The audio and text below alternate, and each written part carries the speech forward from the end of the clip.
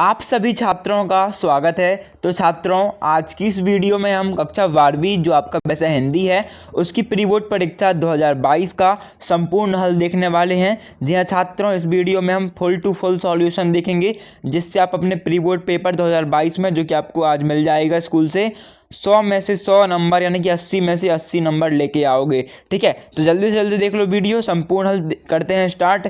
तो छात्रों, आपका सबसे पहले जो क्वेश्चन था वो था सही विकल्प चुनकर लिखिए।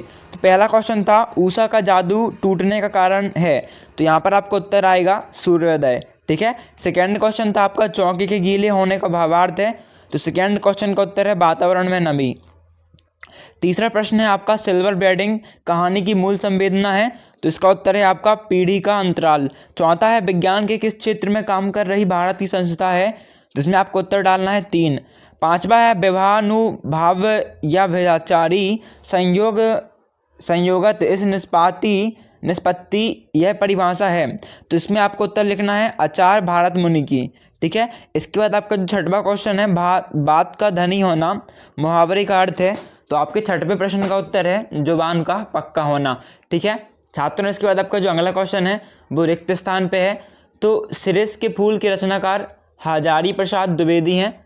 दूसरा है बगुले के पंख के रचनाकार तो उमाशंकर जोशी हैं। तीसरा है कूटीकरण को तो एन कोडिंग भी कहते हैं। चौथा है आनंदा की पाठशाला 11 बजे से लगती है। पांचवा है राम मेहनत करता है, यह साधारण वाक्य है। ठीक है। गद्य पद्य मिश्रित काव्य तो चंपू काव्य कहलाती है। सातवां है आपका भारतेंदु हरिश्चंद्र आधुनिक काल के जनक माने जाते हैं। इसके बाद आपका जो सही जोड़ी है तो यहाँ पर फणीश्वर नाथ रेणु, इसे आपको पहलवान की ढोलक से मिला देना है। और फिर आत्म परिचय हरिवंश राय बच्चन, अतीत के पांव यात्रा वृतांत माधुर्य ओजबा प्रसाद, तो शब्द गुण हिंदी को भाषा से और समाचार लेखन को आपको स्तंभ लेखन से मिला देना है। इसके बाद छात्रों आपके एक वाक्य में उत्तर है, जिसमें आपका पहला क्वेश्चन है राष्ट्रभाषा से आप क्या समझते हो, तो उत्तर डालना है किसी भी देश या राष्ट्र द्वारा किसी भाषा को जब अपने किसी राज्य कार्य के लिए अपनाया जाता है तो उसे राष्ट्रभाषा कहते हैं। दूसरा प्रश्न है कविता का पहला उपकरण क्या है, जिसमें आपको उत्तर डालना है छंद व मुक्त छंद।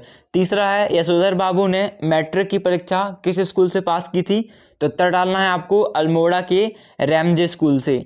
इसके बाद आपका चौथा प्रश्न है मैं पढ़ लिख कर वकील बनूंगा, अछूतों के लिए कानून बनाऊंगा और छुआछूत को खत्म करूंगा, कथन किसका है, तो बालक भीमराव का। फिर पांचवा है कविता पंख लगाकर कहाँ कहाँ उड़ सकती है, तो कविता पंख लगाकर मानव के अंत। हाय एवरीवन, क्या आप जेई नीट क्लास 9th या क्लास 10th की प्रिपरेशन कर रहे हो और चाहते हो कोटा की टॉप मोस्ट आईआईटीएन और डॉक्टर फैकल्टीज़ ने जो लेक्चर बनाए हैं, जो हज़ारों टॉपर्स ने स्टडी मटेरियल प्रैक्टिस किया है, साथ वो previous year paper with complete solution, mind maps, revision video, NCERT solution, वो भी सब एक जगह पर? अगर हाँ, तो ये सारी चीज़ें आपको मिलेंगी ई सरल ऐप पर, जिसका लिंक नीचे डिस्क्रिप्शन में दिया गया है। आज ही ई सरल ऐप डाउनलोड करें और अपने ड्रीम एग्ज़ाम की तरफ एक बहुत अच्छा कदम उठाएं। All the best. बाह्य रूप में उड़ान भर सकती है, चिड़िया की उड़ान सीमित होती है परंतु कविता की उड़ान व्यापक होती है। फिर आपका छठवां प्रश्न है राजा ने लुट्टन से क्या कहा, तो जीते रही बहादुर तुमने मिट्टी की लाज रख ली। फिर आपका सातवां प्रश्न है दोहे को उल्टा करने से कौन सा छंद बन जाता है, तो सोरठा बन जाता है। सत्य सत्य देख लेते हैं, क्रिया की विशेषता बताने वाले शब्द क्रिया विशेषण कहलाते हैं, सत्य है। उपसर्ग का प्रयोग शब्द या शब्दांश के पहले होता है, ये भी सत्य है। सिंधु घाटी सभ्यता में पत्थर और तांबे का प्रयोग होता था, ये भी आपका सत्य है। चौथा है लेखक का आशय यांत्रिक हस्त कौशल होता है, सत्य है। पांचवा है पाठ रवैया व गजल में कवि के खुद को देश पर न्यौछावर कर दिया, ये आपका सत्य हो जाएगा। छठवा है मेरी कल्पना का आदर्श समाज पाठ के लेखक बाबा साहेब भीमराव अम्बेडकर हैं, तो ये भी आपका सत्य हो जाएगा।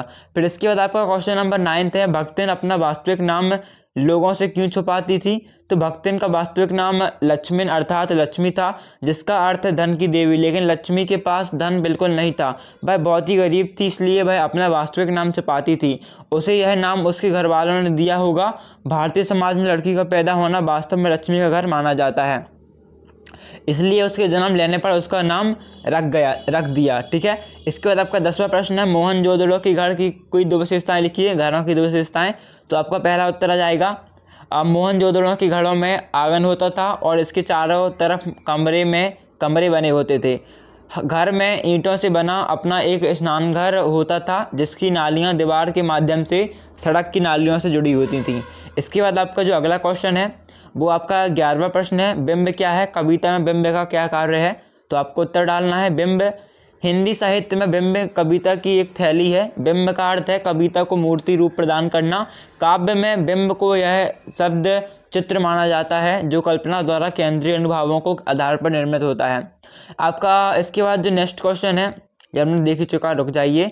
12वां प्रश्न वो है, अभिधा शब्द शक्ति की परिभाषा उदाहरण सहित लिखिए। तो आपको उत्तर डालना है अभिधा शब्द शक्ति जब शब्द को सुनते ही अथवा पढ़ते ही श्रोता या पाठक उसके सबसे सरल प्रचलित अर्थ को बिना अवरोध के ग्रहण करता है, वह अभिधा शब्द शक्ति होती है। उदाहरण है, मोहन पुस्तक पढ़ रहा है और राज विद्यालय जा रहा है। 13वां प्रश्न है, भांतिमान अलंकार किसे कहते हैं? उदाहरण दीजिए। तो उत्तर डालना है भांतिमान अलंकार जहाँ प्रस्तुत को देखने से सदस्य के कारण अप्रस्तुत का भ्रम हो जाता है वहाँ भ्रांतिमान अलंकार होता है। उदाहरण, नाक समझू तुम्हें घनश्याम हरि नाच उठे वन मोर।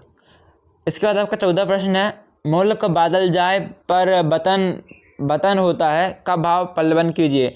मुल्क बदल जाए पर वतन होता है। इसमें इस कथन में मिस्र जी विदेशों में रहने वाले व्यक्ति को अपने देश वतन के प्रति लगाव एवं प्यार को व्यक्त किया है। देशों का परिवर्तन से व्यक्ति के अपने देश के प्रति प्रेम में थोड़ी भी कमी नहीं आती है।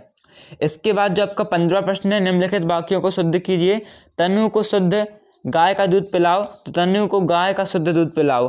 फिर दूसरा है, घर में चाय केवल नाम मात्र को बची है। तो आपको लिखना है घर में चाय केवल नाम को बची है। इसके बाद आपका अगला क्वेश्चन जो है वो है आपका कौन सा 16वां प्रश्न, कुमार नारायण के बारे में लिखी है ना रचनाएं और जो भी है। तो इसमें आपको उत्तर डालना है सबसे पहले रचनाएं और चक्रव्यूह, दूसरा सप्तक, हम तुम अपने सामने कोई दूसरा नहीं, खंडकाव्य, आत्मतई कहानी संग्रह, अकारों के आसपास, समीक्षा, आज और आज से पहले मेरे साक्षात्कार आदि।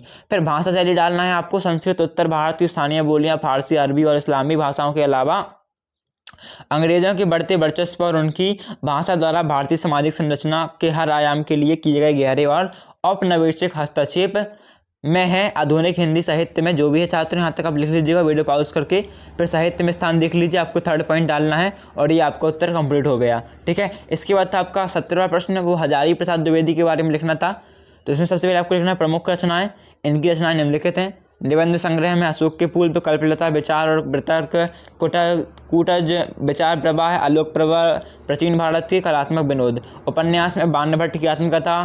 ठीक है, और जो भी है देख लीजिए। आलोचना में है कबीर, माधवकरण बोध का स्वरूप, कालिदास की लालित्य योजना, हिंदी साहित्य का आदिकाल, हिंदी साहित्य की भूमिका, हिंदी साहित्य उद्भव आदि। फिर ग्रंथ में देख लीजिए, ठीक है ना, पृथ्वीराज राजस्व संपादन, विश्व भारती पत्रिका। साहित्य विशेषताएं छात्रों वीडियो को पॉज करके पढ़ सकते हो।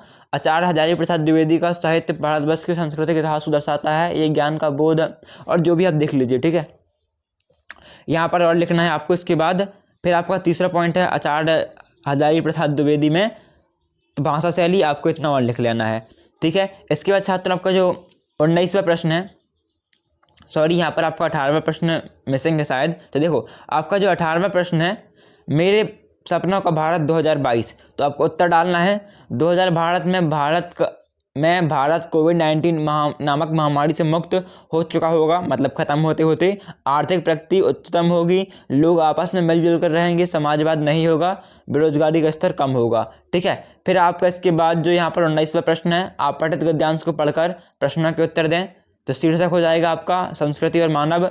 दूसरा प्रश्न का उत्तर हो जाएगा जो अनपढ़ है, जिसमें कोई आकृति नहीं है, ऐसे पत्थरों को आकृति प्रदान करना, उसमें कलात्मक संवेदना जगाना और प्राण प्रतिष्ठा करना ही संस्कृति है।